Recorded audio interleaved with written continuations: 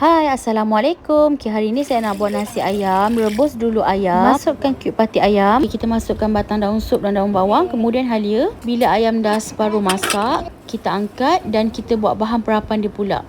Masukkan sos tiram, madu, garam dan secukup rasa. Okey, lepas tu kita gaul-gaul dan kita letakkan dia ke tepi sekejap. Okey, masukkan margarin, minyak, serai dan rempah 4 sekawan. Masukkan bawang kisar, bawang putih, bawang merah dan halia. Kemudian basuh beras dengan bersih dan masukkan bahan tumis ke dalam beras yang dicuci. Okey, macam saya masak nasi ayam ni, saya akan guna air rebusan ayam. 4 pot beras bersamaan dengan 4 cawan air. Untuk sos dia pula, bawang putih, cili merah dan tomato dan air rebusan ayam juga. Lepas tu masaklah sekejap dan letak sikit gula, garam dan secukup rasa.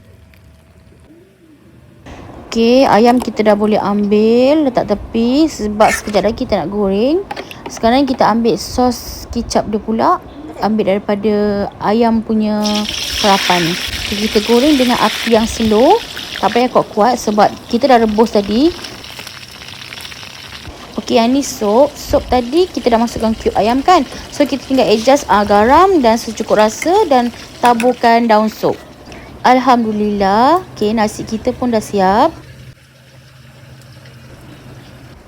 Korang nampak tak kejadian nasi tu cantik sangat.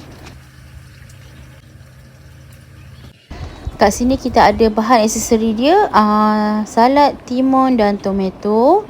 Okey, boleh susun. Tak cantik-cantik, hias-hias. Lepas tu kita hidang dan boleh makan.